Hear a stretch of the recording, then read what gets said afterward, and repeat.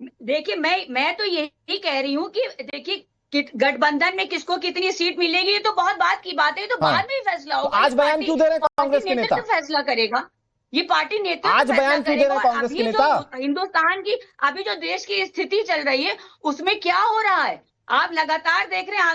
जो शिक्षक है वो सैयद जलीम जी, अगर जवाब देते नहीं बन रहा है आप क्लियर मना करिए, इधर उधर बात घुमाइए मत। अगर जवाब देते नहीं बन रहा इधर उधर घुमाइए मत। देखिए मेरी देश की जनता का और मेरा समय बहुत कीमती है। गठबंधन और हम लोग एक साथ मिलकर चुनाव, अरे तो भाई एक साथ मिलकर चुनाव लड़िएगा, ये तो 4 बार दोहरा दिया आपने। मुझे ये बताइए बयान क्यों दे रहे हैं ऐसे नेता कांग्रेस के? ये तो दबाव बनाने की कोशिश है ना सीधे। थोड़ी ना हो, उसके लिए हमारी पार्टी जिम्मेदार नहीं है, वो कांग्रेस की लीडरशिप। तो के शर्मा जी आप बता दीजिए, करना चाहिए, आप जिम्मेदार हैं, आप बता दीजिए एक बार जरा क्यों बयान दे रहे हैं सर? देखिए ऐसा है, मैं 2 चीज बोलना चाहूंगा जल्दी से। पहले सौरभ दुबे जी का जवाब देना चाहता हूं। उन्होंने मुझे कहा नमक हराम, और दूसरा जो कहा हमारे लिए विक्रम बेताल। अरे हम तो विक्रम बेताल और नमक हराम है, चलो आपने कहा मान लिया, लेकिन वो बीजेपी तो वो डायन है कि जिसके ऊपर सवार होती है वो बड़े भाई को छोटा भाई बना देती है, या उसकी पार्टी तोड़ देती है, या उसकी पार्टी को अपने पार्टी में जो जितने करप्ट नेता है उनको वॉशिंग मशीन करा देती है।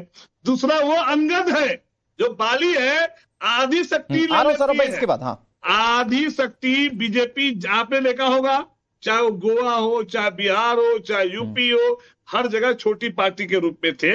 महाराष्ट्र में शिवसेना को खा गई, शिवसेना नहीं खा पाई, बाद में उसको जब ज्ञान हो गया तो शिवसेना के शर्मा जी थोड़ा इतिहास तो आप भी पढ़िए, जिस राजनीतिक पार्टी के साथ आपने चुनाव लड़ा सबकी लुटिया डूबी है। अरे कहा सर, हम आज जो भी राज कर रहा है किसी और राज्य में हमारी पार्टी का ही देन है। अच्छा ज्यादा पीछे मत जाइए, मैं आपको आपकी याददाश्त पर बहुत जोर नहीं डालूंगा। अभी डीएमके ने क्या बोला था? डीएमके ने क्या बोला था? अरे डीएमके ने क्या बोला था? आप इतिहास पे क्यों जा रहे हैं? आज बीजेपी की औकात नहीं है जो अपने खुद का नेता पैदा करे, वो कांग्रेस का नेता को पैदा करती है तोड़ के। अरे तो साहब देश की जनता ये भी तो कहती है कि आप लोगों की भी हैसियत नहीं है कि आप अपने नेताओं को संभाल पाओ, इसीलिए उनको दूसरी पार्टी में जाना पड़ता है। हम लोग तो इस तरह की तर्कबाजी करेंगे तो बहुत सारी बातें कहने के लिए। जो गलत लोग हैं, जो करप्ट लोग हैं, हाँ। उसको हम छोड़ देते हैं, ये वो सरा हुआ सही बात जाते हैं। चलिए मुझे ये सब बातों पर बात ना करते हुए मुझे ये बताइए। नहीं ये बताइए ना सौरभ दुबे, आ रहा हूं दिनेश जी, आपकी पार्टी क्या खा रही है? हमारा थूका हुआ ही तो थूक को चाट रही है। ऐसा नहीं है कि कांग्रेस पार्टी में बीजेपी के लोग शामिल नहीं हुए। जल्दी से दिनेश प्रताप जी जवाब दे दीजिए। नहीं चाट रहे, खुद नहीं चाट रहे। मैं सिर्फ ये कहना चाहता हूँ भाई अभी जो कांग्रेस के नेता कह रहे हैं इतने कंफ्यूज हैं, या तो ये कह दें इनके यहाँ जो प्रभारी है उनकी बातों का कोई वैल्यू नहीं, इन्हीं की बात का वैल्यू। अब मैं नहीं समझ पा रहा हूँ प्रभारी जी ज्यादा इनके यहाँ महत्वपूर्ण है कि यहाँ शर्मा जी ज्यादा महत्वपूर्ण है, नंबर 1। दूसरी चीज आप भाजपा के लिए कह रहे हैं, अरे भारतीय जनता पार्टी नहीं, कांग्रेस पार्टी जिसके साथ गठबंधन थी उसकी लुटिया डुबा दी, आप भस्मासुर हो गए हैं। आप शिवसेना के साथ गए, आपने शिवसेना को खत्म कर दिया महाराष्ट्र में। आप आरजेडी के साथ गए, आप बिहार में आपने लालू प्रसाद को खत्म कर दिया। आप सुन लीजिए, आप समाजवादी पार्टी के उसके साथ आए पार्टी के साथ, आपने समाजवादी पार्टी की लुटिया डुबो दी। आप जिसके भी इतिहास गवाह है कि कांग्रेस पार्टी जिसके साथ गई उसको खत्म कर दिया, और आप बैठकर भारतीय जनता पार्टी को कह रहे हैं। अरे भारतीय जनता पार्टी आपको अपने गिरेबान में देखना है, जब आपको यही जानकारी नहीं है कि आपका प्रभारी जो कह रहा है वो सही है, कि आप जो कह रहे हैं वो सही है, कम से कम इसका भी तो कर लीजिए, या तो इतनी हैसियत तक बैठ के बताइए कि हमारे यहाँ प्रभारी का कोई मतलब नहीं होता है, तो आप प्रभारी बनाए क्यों जाते हैं? हमारे यहाँ तो जो प्रभारी कहता है उसका मतलब होता है कि उस प्रदेश का इंचार्ज है, वो जहे कहेगा उस सकते हैं, लेकिन आपकी हैसियत नहीं है। और आप जो नमक करने की बात कर रहे हैं ना, आज जो समाजवादी पार्टी को घाव दिया है, अब आप उस पर नमक डालने का काम कर रहे हैं। ठीक है, आप मुबारक हो आपको, लेकिन किसी भी जीरो और जीरो कोई बड़ा फैसला नहीं कर सकते। हो गया। के शर्मा जी बोल लिया, आप बोलिए, आपने बहुत बोल लिया बीच में। के शर्मा जी बहुत बोल लिया आपने बीच में, आपकी आवाज नहीं जा रही है भाई। अरे के शर्मा जी आपकी आवाज नहीं जा रही, कौन से विद्यालय से पढ़े भाई? अरे आपकी आवाज नहीं जा रही। आप के शर्मा जी हो गया, बोल लिए। लिख कर आते हैं क्या कि इतना बोल कर ही आऊंगा? आज का टारगेट देकर आते हैं क्या घर पे कि इतना बोलूंगा, देखना टीवी पर बोल कर ही आऊंगा?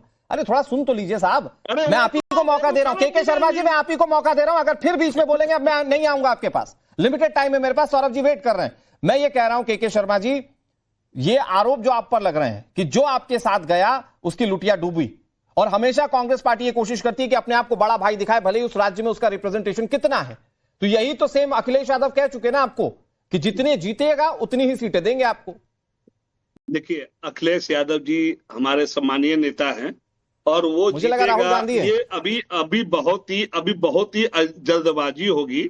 अभी बयान अटकलें बहुत चलती रहेगी। अच्छा। और आपको समय, जब दूध का दूध पानी का पानी हो जाएगा, जब समय नजदीक आएगा, आप देखना हमें कितना सम्मान मिला है।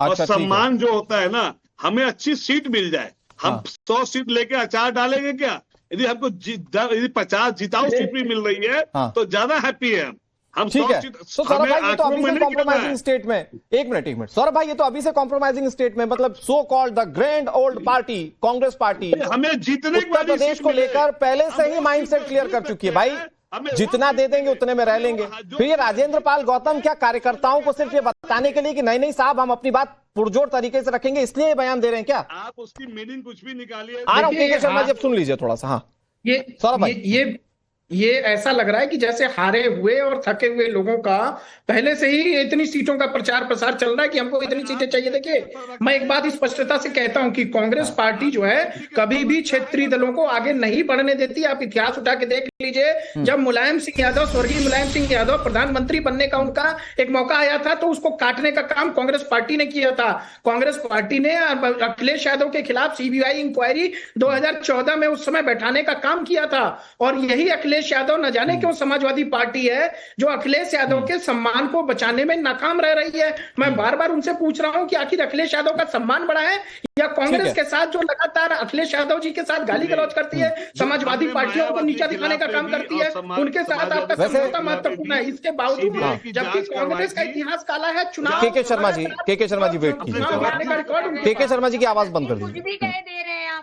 अच्छा जरीन जी, मैं आ रहा हूं आपके पास। एक छोटा सा फैक्ट सिर्फ अपने दर्शकों के सामने रखना चाह रहा हूं। वैसे सच्चाई ये है देश में कि सबसे पहली पार्टी थी कांग्रेस पार्टी, और लेफ्ट सबसे पुरानी पार्टियों में गिनी जाती थी। ये जितनी क्षेत्रीय पार्टी बनी है ना, सच्चाई ये है कि ये तो सब कांग्रेस से अलग होकर ही बनी है या कांग्रेस के विरोध में ही बनी है।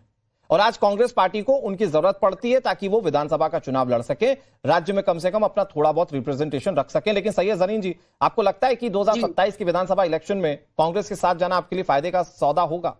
भाई कांग्रेस का रिपोर्ट कार्ड तो अच्छा नहीं है गठबंधन का। देखिए, हम लोग को बहुत समझदारी से काम है। इस वक्त देश की जो सियासत चल रही है ना, बहुत भयावह स्थिति में चल रही है, क्योंकि बीजेपी का काम काम है सिर्फ लूट तंत्र फैलाना। वो हर चीज लूटने पे उतारू हो गई है। तो हमको समझदारी से काम लेना है। हम गठबंधन धर्म का पालन कर रहे हैं। बस एक छोटी सी दरख्वास्त है, आप सभी का बहुत बहुत शुक्रिया। एक छोटी सी दरख्वास्त है के शर्मा जी और जरीन मैम कि भाई आपके जो बड़े नेता बयान दें, या तो आप कह दीजिए कि मत दें, आप लोगों के लिए डिफेंड करना मुश्किल हो जाता है, और या तो फिर उनसे पूछ लीजिएगा कि क्या कहना है डिबेट में। बहुत